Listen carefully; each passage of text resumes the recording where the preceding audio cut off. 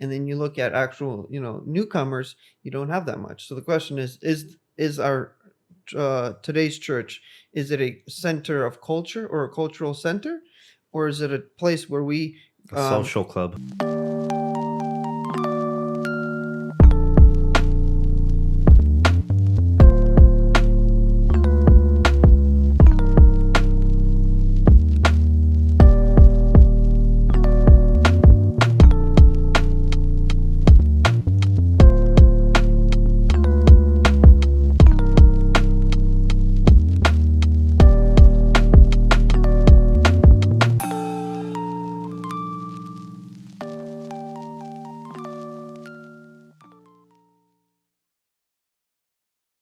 Are talking about polyethnic and monoethnic churches. From your studies and just your experiences, what is the biblical stance on this issue or this topic? That's a very good topic, and I think it's actually pretty pertinent to today's day with so many uh, uh, questions arising and so many issues on that topic of racism and multiculturalism. Um, I think the best of what we could do is just take a look at the early churches and how the first churches were functioning, and how they were bringing it in. Or if you really want to go back, we could go back to even when Israel became a nation, and they were even traveling, and how they ended up growing to the number that they grew.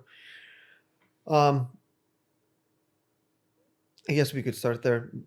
The old In the Old Testament, they actually would accept other nationalities, and you can, whenever you're reading, and actually a lot of the different, what you would call like people of faith or men of faith or even women of faith, whenever you had some type of Ittite after their name, that emphasized that they weren't Jewish by blood. They were accepted into the nation by going through the proper rituals, doing the laws and traditions, but they got accepted. So like the first one that pops to mind is the man that David killed.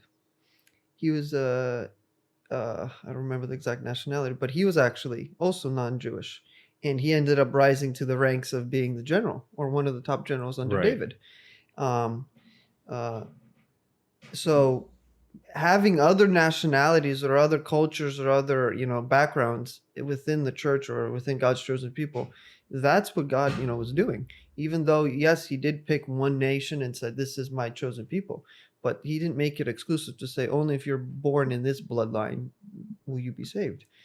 It wasn't by the physical aspects that were saving us. It was basically our spirits. The spirits is what connects us to God, not our bodies. Yeah, because when you look at whenever the prophet was choosing David as king, he didn't look at the physical appearance; he looked at the inward manner. Yeah.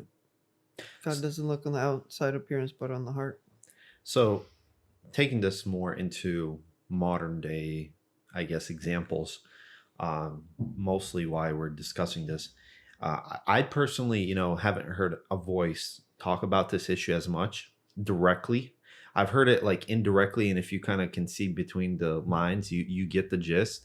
But I don't think I've ever heard anybody like just straight up like, "Hey, is monoethnic churches good or bad, or is polyethnic good or bad?" You're right. I haven't heard it either, but the one person that I can think of is Michael. He said like, this is not a church that to Jesus. I mean, she said this is not a church that goes for white or black churches. This is a church that accepts every single race because we're one race and we're human. Right.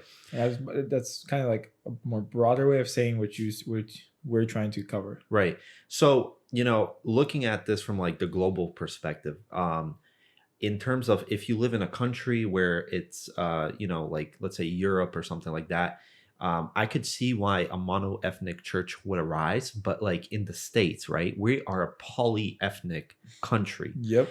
And still we have monoethnic churches. And, I personally think it harbors or kind of like fosters a certain culture, specifically. Like I'll be straight up, like in the Slavic community, that's like a monoethnic usually church, and some are really very true. Some are very good at it. Some are very good at keeping it just like very Slavic and all that stuff, but some are more I would say progressive in that they accept all like people, and they don't just cater to a certain demographic, meaning the language of preaching or worship and all that is just majority wise focused on that. So like the biggest example is like I know from the church I came from is that whenever we started seeing that more American people show up, we had like Ronnie come in, we had this one like, other guy that found our church from down the street. We started seeing the more American people show up, so we just started right away figuring out ways to like foster them into like getting translators right away. And then all of a sudden we tried to do English services every single month, and then now it's every single week. So I was just let's go there, but there are some churches that just say no, this is a Russian church, this is where you gather, and that's it. But it's good to see like whenever somebody actually accepts it into it. So the whole entire thing of mono and polyethnic churches is the fact that people like to stay in their cliques, people like to stay in their groups, and so they find a group that fits to their cultures, they find a group that makes them comfortable, and then they go in there and they fall into that place. They're like, okay, this is where I am. And when somebody, because it comes outside the group, as Christians, we're technically supposed to accept them. But also as humans, people sometimes go and they see that and they're like, oh, well, he's actually not one of us. He's different. So why don't we direct him to a church where he would feel the same way we feel whenever we came to this church? What do you think about that? And we talked about this a little bit when we were at Sharky's at one time about how the Jews kind of disregarded the Gentiles.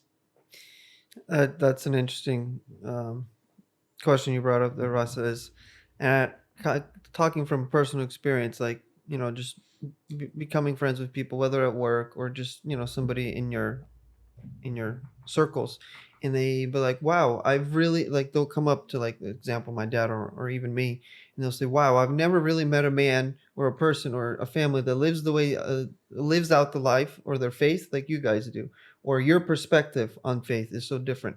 What church do you go to? And obviously, let's say they're some other nationality than Ukrainian or Slavic. And my response is, well, I go to a Ukrainian church, and then in my case, I have to drive down there, and then they're like, oh, well, I really want to meet more people like you. So that does definitely put a big barrier with people who want to get together with like-minded people who have the same perspective and live the faith out, the way we try to do, which is, as the Bible says, everything the Bible says we try to do, nothing more, nothing less.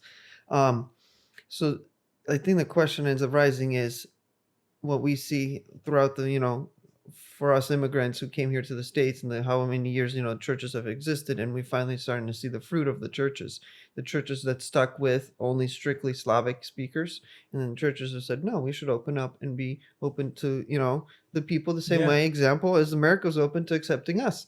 And we see the results. Those churches ended up growing, and they ended up becoming bearing more fruit. And the churches that stuck and said we're only Slavics, they got more members, but most of the time, if you look at it, most of them were just other believers that just moved from a different state, moved down here. And then you look at actual newcomers, you don't have that much. So the question is our today's church, is it a center of culture or a cultural center, or is it a place where we social club? Yeah, social club. Or is it a place where we bring in everyone likes golf, come join the club? Or as you said, or do we bring, is it a hospital where we bring in the people who are dying and are sick spiritually? Oh, that is good. And we revive them. And the question, it's like a hospital saying, like a Jewish hospital. Well, actually, there's actually a lot, and then you see it in every single hospital ER when you walk in. It says, we are not allowed to turn you away by a law. Yeah. So it's like you go into a Jewish hospital and he says, well, what synagogue do you go to? I don't go to synagogue. Well, let's, are you Jewish? No. Oh, I'm sorry. We can't take you in. And then if that's especially, that's going against your medical oath that you took. And then what happens to our oath that we took to Christ, saying that Jesus gave us the greatest commandment, to go and speak to all nations across the whole world. Right. I understand the concept of, Slavics or whatever nationality. You're trying to keep your culture, you're trying to keep your traditions. But the question is the church the best place to do that? If you're trying to keep your family roots intact, well, isn't the best place to do that is in your family and at home with your family? Rather than say, I'm going to pass that off to the church. The church's job is to teach my kids. The church's job is to bring my kids to Christ. The church's job is to make sure they know Ukrainian. It's the church's job to make sure they come to Christ. So what you're bringing up is a point that actually I think that a lot of people are scared to talk about is the fact that it's your responsibility to raise your kids, Right. not the churches. Come on, preach. And that's a really good topic. That is wow. So- I wasn't even expecting that we would go there, but I think that that is a great topic to bring up right off the bat. So a great example of that is like, I mean, he just kind of touched it, was like, you know, kind of like teaching them. We literally have churches who like legit their language that they're teaching their kids is Ukrainian or Russian. Like, it's forget English. And this is kind of goes back to the thing that I said of the, it harbors a certain type of behavior, which is negative in the grand scheme of things, is the language barrier. So if you know the American language in America, you are open to more opportunities in terms of work and all that stuff, which is mainly the reason why most of the immigrants moved here. But I don't know where it got lost in the translation, but it's like you come here and you're like, no, I'm going to expect my kids to learn the language and get a good job, but I'm just going to stay in my Slavic culture. But this is the thing, the kids learn it, and then the parents the kids will leave because you can't like learn a culture, right? Like learn the language and all that stuff and not expect somebody to pick up other things, because like success in America is directly correlated to the culture we have, which is a polyethnic culture, meaning we don't just like, you know, stay in this mindset of like, oh, I came from my Slavic roots, so I'm only sticking with those mentalities and the way people explain things this way, and this way. No, it's a conglomerate of multiple things. Yeah, and right off the bat, there's a prophecy in Jeremiah, and this will correlate with this topic right away. Even though it was talking more about heaven, but it was also a symbol for the church. And it was saying that in Jeremiah that I will rebuild my city, but without any walls. So that it's not a city that so that all the nations could come in, and they could drink, they could do it, they could come and pray, and then they can leave, and then they come again. It's a city without walls, which he was pretty much saying is that it's not only going to be for Israel. And that was said back in Jeremiah, and then we see that the way that they rebuilt the temple right away was they didn't follow the Jeremiah's prophecy. They went and rebuilt it with the walls. But I wanted to say, like, that was what brought me back, was the fact that for us, when we look at people, we want to direct them to a church that they're comfortable with. But if we make a church that's comfortable for everybody, and they all can come in, they all can get a thing, then they can actually grow from that. Right. You know, the culture that you were talking about is like raising up Slavic culture, raising up in Slavic culture, raising up to be the Slavic norms, and then you walk outside the church and you're like, I don't know what to do because I cannot put anybody anywhere else. So yeah. Taking that example that you brought up about the prophecy and building up walls, and then if you take the New Testament equivalent, is when Peter ends up having a dream or a vision. Oh yes. And the correct context of that, it has nothing to do with the food. It was just the vision used the metaphor of food to show him what God was trying. Basically, a parable. God is unclean. Yeah, a parable with when God drops a white sheet with all these different animals that were in Judaism considered unclean, and he says kill and eat. It wasn't necessarily about the food. It was about accepting other groups of people, other nationalities. How do we know that was the correct context? Because what happens the moment right after that? Well, how does he even end the dream? He says that a man will come looking for you, and you will go with him. And who was it? It was a Roman soldier. I don't remember. Might have even been a centurion. I think it was a centurion because it was for goodness. It was for the guy that was serving Jesus, and an angel came to him and said that Peter will come. Yes. Oh, send a servant to Peter. Yeah. Go and send a servant out and look for a man named Peter, and he'll come in. And that happens literally right after the dream. So now we know why he had that dream. Is to show him that God doesn't see skin color, doesn't see whether you're circumcised or uncircumcised. God sees the heart. And this man, being a Roman, he ended up putting the priority straight rather than serving the state as Roman culture dictated and the Romans taught, and what the Romans did all the time is, and we'll come back to that. Actually, have an interesting tying into Soviet Union, but so he replaced it. He said, "I don't serve the Roman Empire. I don't serve the emperor. I serve foremost God." And when he ended up seeing that and realizing that, and his heart changed, and his perspective started to change, that's when he was able to see Jesus, and Jesus says, I have Wow. somebody to serve you. And Peter comes. Wow. That was the what you brought up is the putting down of the walls. A church without walls, to where we don't keep people at arm's distance. Hey, you want to know Christ? Awesome. Guess what? We'll see you in heaven, but on earth we can't associate or can't do anything together because, well, you don't like Vyhopen or whatever. So to sum it up, what we kind of just talked about right here, it seems like the premise of why, I guess, the creation for a monoethnic church in America would be a kind of like a crutch to immigrants to come here and kind of get on their feet, right, in a sense. But I feel like that crutch has been extended way too long, in the sense of like the period it's been already, like I would say 50 somewhere roughly 30 years since immigrants have gotten here. And you look around and you're like, it takes to learn a language by average around 5 years, like to a level where you can kind of do basic stuff at like a regular IQ. So going from that, it's like, what can we do, right? What is the solution for basically going forward? So what I have seen is, with this whole language barrier, because there's still immigrants coming in right now that come to the States and they don't know the language and everything else. I propose is, because it's easy to just say like, oh, there's a problem, but like a proposition for this problem is this.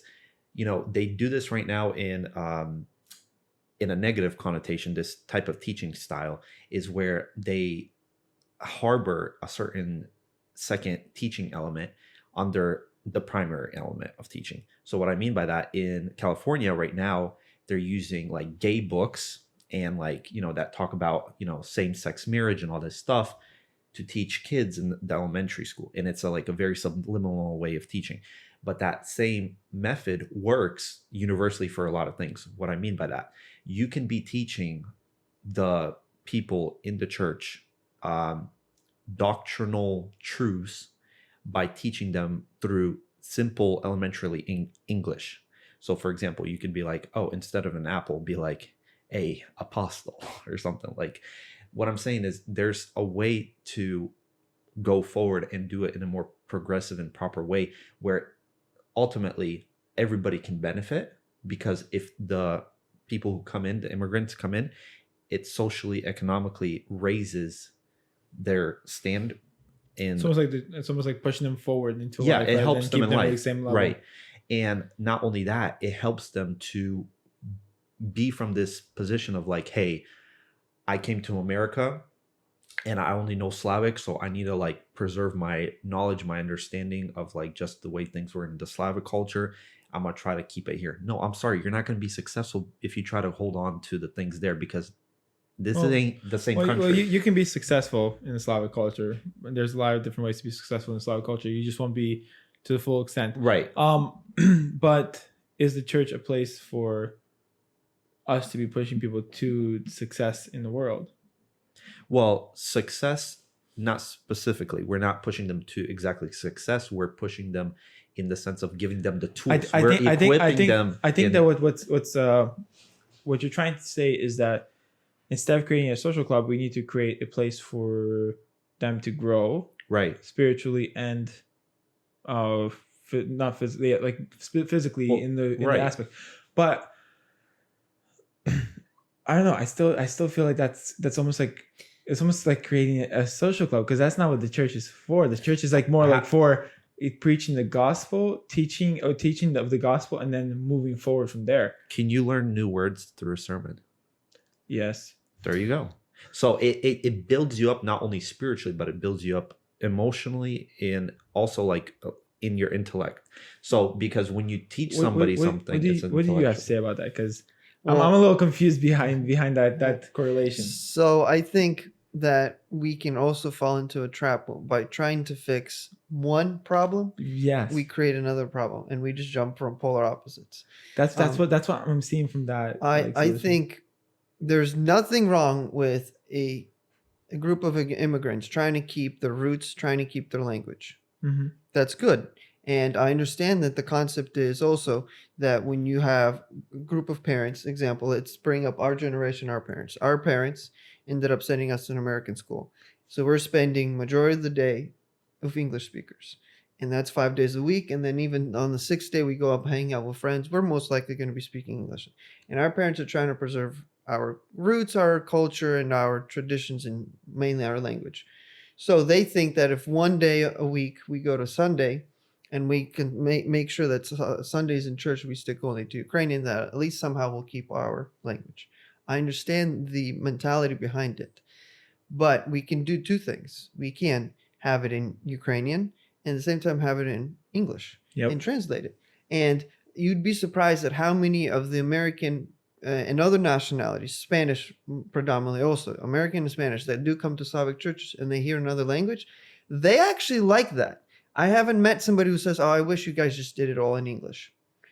Because Americans, a lot of American people who grew up here, born and grew up here, they didn't get a chance yet to go out and adventure. Mhm. So when you have so many immigrants coming in and sharing their culture with them, in a way, it's like they're traveling with us or traveling outside the United States, or they get to see another culture without ever leaving the comfort of America. Yeah. And they like that. So I think if church is focused on that, and what else does that do? That engages the younger Community. generations to first of all be translators. Yep. Like I know a couple of people that grew up in America, learned Ukrainian here in the States, and they became full-on translators, never ever going back to the country of which they're translating for. Yep. And that I think ends up brings in and turns the church, or keeps the church polyethnic, as opposed to then we reverse the roles. Instead of saying we're going to keep it Ukrainian, we're going to say, well, we're just going to keep it all American. And then again, you fell into another hole where you're keeping it monoethnic. Yes. Just into a different So ethnicity. That's a good way. It was just like the translators having the things, but I've also different races as well: whites, black, Hispanic, Asian, like all of them mixing into one building. We've seen. I didn't grow up that way. I grew up in a way that it's just like you're a white Russian man who goes to white Russian church, and even though I'm Ukrainian, and like you stick to that, and you're done. Like you do not go outside. When you go to conference, you only go to white Russian Ukrainian conferences. There's nobody else. There's thousands of people who are white and Russian. And nowadays, I'm seeing more and more and more. Now that I'm actually growing spiritually and physically, like we see more and more through the churches that we go through, where I'm actually looking for knowledge. I'm seeing everybody. I'm seeing for the first time in my life. I've actually seen. I didn't like, for no joke, I grew up thinking that no one else spoke tongues except for Russian people. Like. And then there had to be a break, and God broke that off me. He's just like, this is so one focused view. Like, this is just stupid. Like, break it off.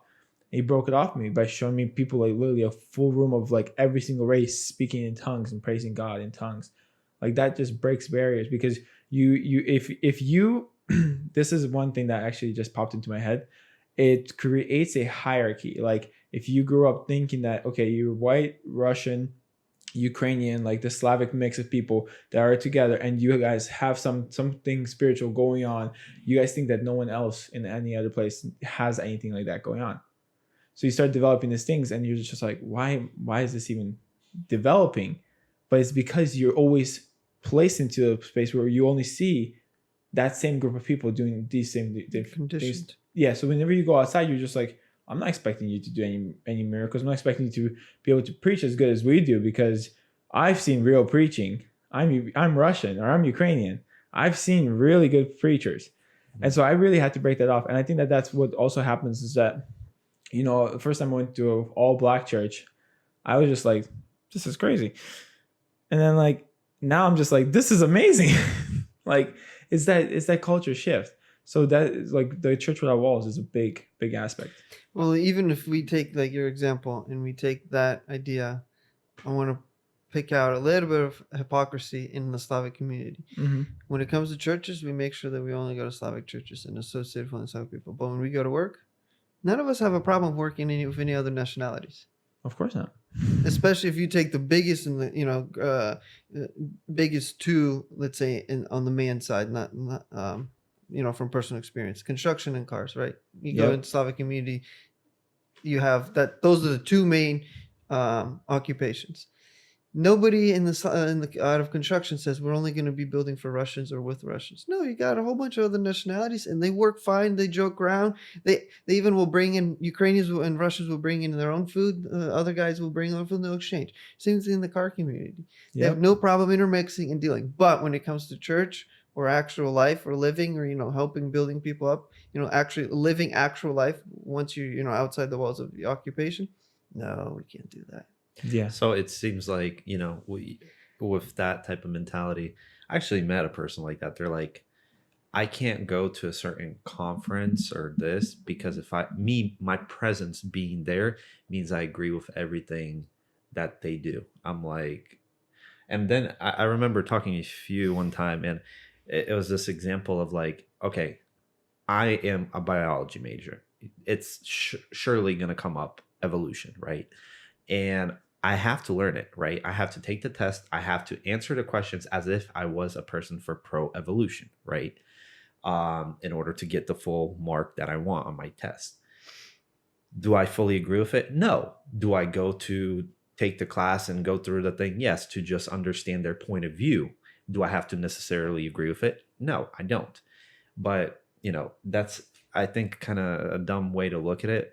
I want to, though, retro back to your thing that you said about the American aspect, kind of going back and fighting the same issue that we brought up.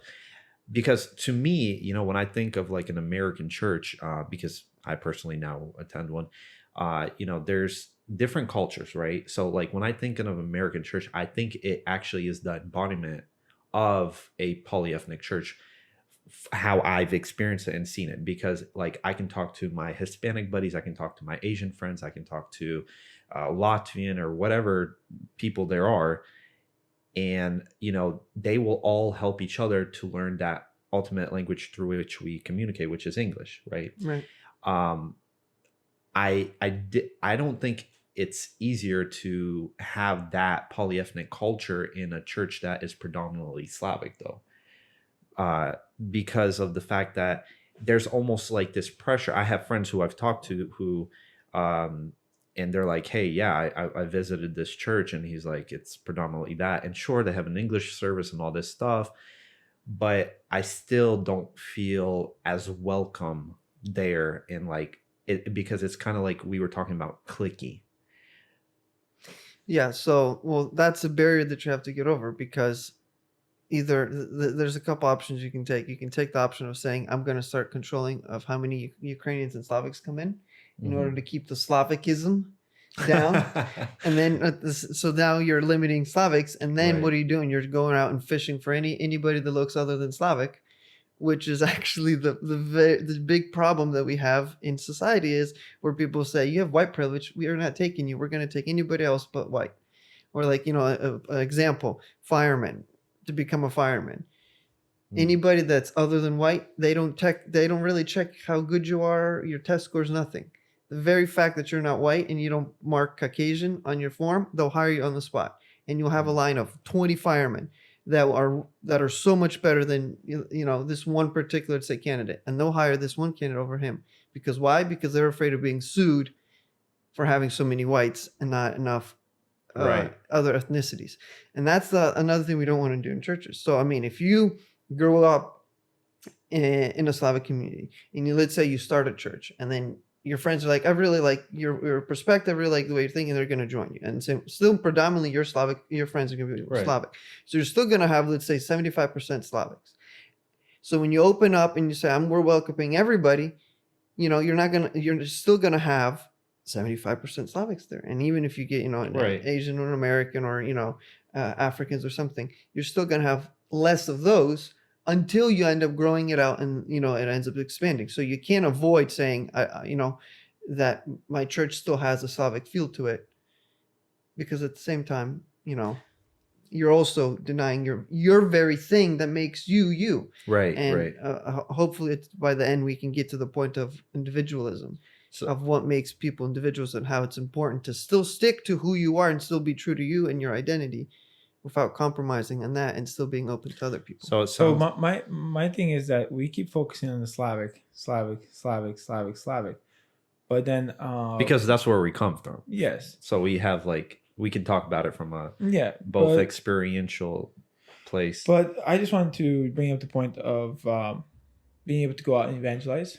We go out to evangelize to every person, like you were saying. The commandments go out to evangelize to every single person, and whenever we do go out and evangelize to every single person, do we discriminate about who do we talk to?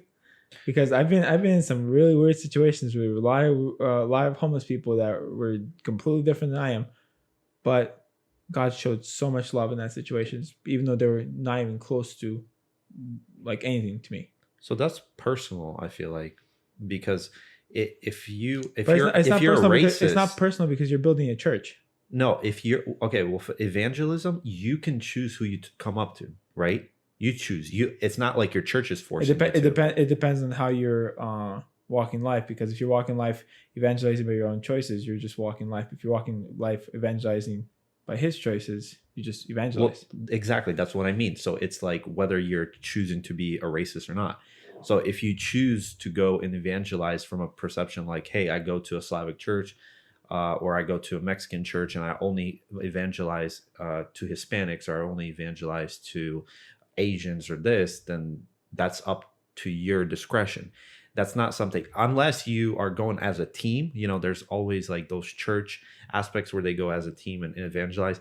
And that's also kind of more a position where now that's church based. So the church could choose to, be like, hey, we're only going to talk to these guys. I mean, that's a wrong position. I'm not like saying that's awesome, but that's a weird way of putting it. Well, let's separate two things: evangelism and street ministry. Because evangelizing Right. can be also at Yeah. work with people that you see Yep. every day.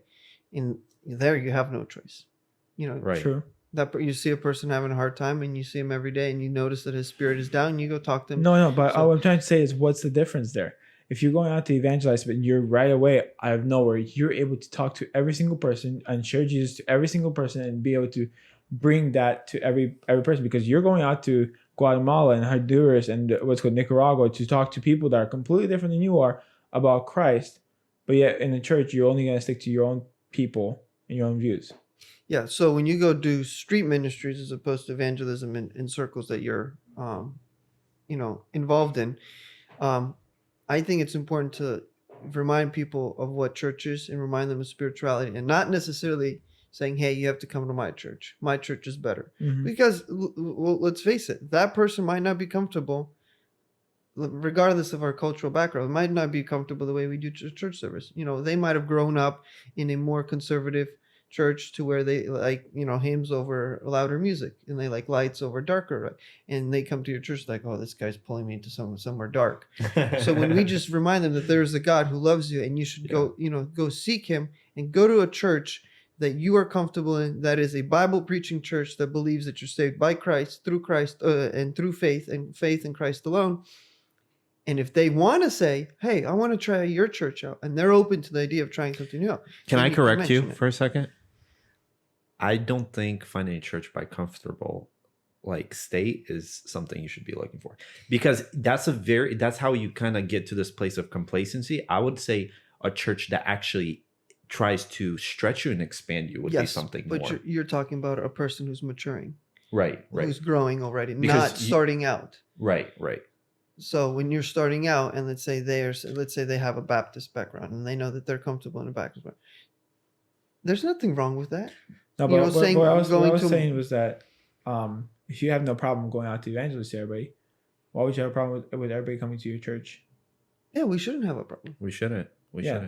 So that's like the as we were just talking about it, it's just like why did it ever become a problem in the first place? Right.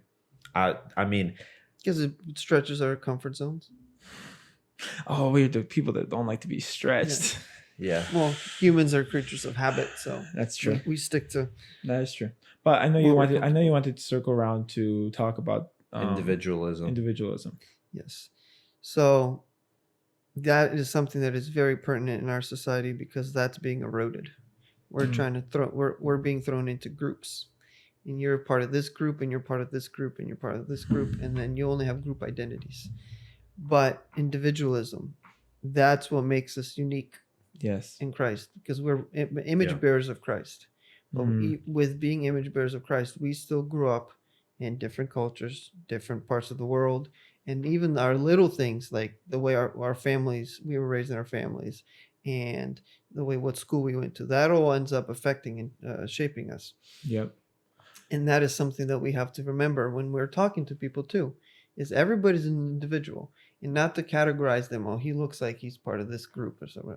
No, when we don't look at the physical appearance, that for me, that helps me not put people in groups, but helps me realize that this is a soul, a spirit that is individual and that is unique in its own way, the same way as I am. And that even ends up stretching to when it comes to genders, not seeing male or female, but you're trying to minister and trying to talk to and feel and sense what that spirit is going through and relate to them and say that there's somebody that loves you for who you are and how you are, not because of what happened to you or everything else, but because you are a part of him.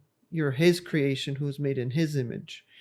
And that's what gives us voices. That's what gives us uniqueness. That's what gives us the ability to say, I want to hear my voice heard. Because if you're not an individual and you were like society's suppressing that means we don't have a voice either. And the only time we have a voice is if a group of us comes out and starts doing it. And that ends up eroding the whole concept of what God was trying to do when he created individuals and said, you first are individuals. Then after you being an individual, then you start making a family. And then after a family, then you start making communities and nationalities and so on like that. But before any of that, we're individuals who are unique. And God knows everybody individually and uniquely. That's why he always brings up, I know one of the most amazing examples that resonates with me is that God knows every star by name. Right. And that's a star, and there's trillions of those. What more are we as individuals? And the fact that it emphasizes he knows them by name, not that he created them, each one, or not only that he knows where they are and so on like that, but he knows its name. We don't even know the stars' names. Yeah. What does that mean about us? Yes, I actually, just to circle back around, I remember in season 2, we were supposed to do a podcast episode about individuality and self-image and things like that. We did it with Naomi. No, I know, but with Bogdan, and we scrapped that episode. Oh yeah. But I wanted to bring up that one point where it's just like the art form will change with time, and then time changes the art form or something like that. You remember? Yeah, basically what it says that first, art is going to try to resemble and express something about life. Mm-hmm. And it will get to a point where the whole meaning of life is just art. People only live for art. The roles get switched. Can they be applied to this example about the individualism? Yeah, because it takes away the whole meaning of being an individual, the whole meaning that your experiences in life and why you're in life here on earth as an individual gets eroded, and you're saying your only reason to be here on earth is to be part of a big giant collective. And what you personally are going through, who you personally are, and things that happen to you, and making sure that you are spiritually, mentally, and physically healthy, none of that matters because the greater good. Yeah. The community as a whole needs to be healthy. And what you individually, the same way is when we have any pain or anything wrong with any one, or let's say our digits or any tiny little part of our body, we feel pain. The whole body feels pain because that part matters. And if you used to cut it off or whatever, the rest of the body suffers. Imagine cutting your thumb off. So I have a question. Yeah, you can't do anything. And it's just one finger. What's the big deal? And that there is, is a good illustration of how little things still matter. It still makes the whole body, who it is because of the little things put together. I have a question of how do we preserve individuality, right? But we also don't neglect the Lord's will. Because look, we pray, Lord, let your will be done on earth as is in heaven. Heaven is not going to be just segregated by Slavics, Russians, or whatever, Hispanics, Americans, Eskimonians, or whatever. I don't know all the cultures, but like, long story short, that's not how it's gonna be. It's gonna be all just mixed up. So it's gonna be kingdom culture. How do we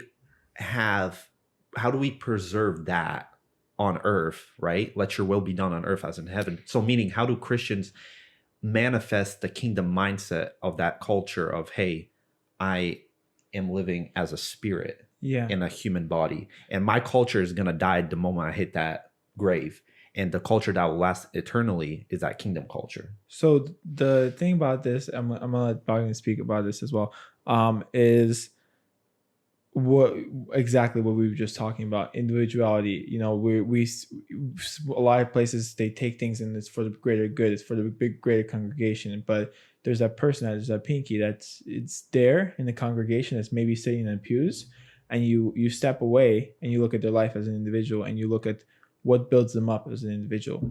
For me, myself, for Vasya, I'm built up by the Lord. I'm in my room on my knees being built up by the Lord. If a person is not being built up by the Lord, how would they ever be able to know what the Lord's will is? Because you cannot follow the Lord's will if you do not know the Lord. Well, right. You can be sitting in a pew and be, what is it called? Sardines? Yeah, sardines. Yeah, all day long. But like, and same thing when it gets to heaven. You get to heaven. Why did you get to heaven? You don't get to heaven because you were going to church all your life and you were part of a certain church. You get to heaven because of your relationship with God every single day of your life. Right. That's what you get to heaven. And when you get to heaven, that's your individuality. Your individuality is me with the Lord, and He built me up to every single thing that I stand on right now. Right. Not the fact that I go to this church and this church teaches this way, and I believe that Pentecostals, I believe this, and I believe, or I'm a Baptist. That's not your individuality. Your individuality is take apart those things. Look behind the. Can I say a statement? Denomination is not your identity. Yes. So when you pull those things apart, when you rip apart that stage that you put up in front of your place, and you look at the person that's sitting there with the one light hanging around their head, what is that person? And if that person is not built up by God, how will you ever know what the will of God is? Because sometimes the will of God will confront the will of your congregation. Yeah. And what are you going to do at that point? Will you follow your congregation, or will you follow the God's will? And if your individuality is built upon your congregation, God's will be at second place. That I'm very glad that you, Daniel, brought that up. It's a two-sided coin, being an individual and being part of a community. If we look back at like biblical history, and God's the one who created nationalities and languages, right? Because humans started to use their unity as for evil. So He's like, I'll make to build the tower. To build a tower of Babel, yeah. So because they were trying to do that, God says, I will scatter you across the earth and you won't be able to communicate. But just as everything that God does, and it might seem to us like, why would you do that? That's kind of bad for us or whatever. We were more productive back then. Something else grows out of that. Right. We learn something because of it. He brings us closer. We see a new perspective, And what happens with this multiculture that now exists across the earth? Example, if you take a Slavic proverb or a parable, right, where the way we see things based on how we grew up and the things that we did because of the land we grew up in, we can express something. Right. Then you go to Africa, and the Africans have a proverb that talks about something different that we might not have a proverb for, right, based on where they grew up and the way they have to live life. And then you go to another continent and they'll have another thing. So what does that do? All those little things that we learn about life, we're able to get insight based on where we are and where we grew up and how our life, everyday life, looks like. And when we meet somebody from a different walk of life, they're able to give us an insight on something that we were maybe trying to learn, but we were only focused and looking at that one particular lesson through one set of lenses. And then they introduced us to a new set of lenses. Come on. Example of, everybody who does photography and videography, you have one set of lenses and you get one perspective. You change the lens and the perspective changes. Yeah. You're like, whoa, I get a wider angle or something, that changes. Same thing with different cultures. And each one now, if we tie this into spirituality and God, we're able to learn the way people see God from their different cultures. Because if you look at the Slavic culture, how we were growing up to see and view God, and then let's say you go to Jewish culture and the way they grew up. Yes, you might say Jewish have more, Judaism has more spirituality and so on because they were, they were the ones who walked with God for so much longer. But that's not to say that Slavics or Americans or Africans or Asians can't have some insight that maybe the Jews. So even though the Jews might have this abundant history of spirituality behind them, but that's not to say that some other nationality has a different perspective, different insight. That doesn't mean that they're contradictory or that one has to be right, the other one. A lot of things, the more in life you get to experience, the more you see, especially in spirituality, the more mature you grow, you start noticing that there's a lot of things that are two sides to one coin. And that is what ends up tying in you as an individual, at the same time giving you the ability to be in a culture and still doesn't fight the two. Because I grew up in this community and this is the way I was raised and this is the perspective we had, is awesome. And you're able to contribute to a different group of people or in a different setting, example, in a multicultural church, that will give you them insight. And that's why it's amazing when we share testimonies and just different insight of what God's opening up. Because if God opened up everything the exact same way to every single person, then that's no different than just getting an update from Apple or from Microsoft. Everybody gets the exact same update the same exact time, and there's no difference among you. But when God opens himself up in a particular way to you, and then a different way to me, and when we share that, we're able to, first of all, we get connected through him and in him by getting to know him because of the way you shared and what you share and the way I share. And that's what ties us all together in unity. So I just wanted to bring back. So would you say that individuality and what's called? Yeah, I can speak. Individuality and the ethnic, multicultural churches go hand in hand?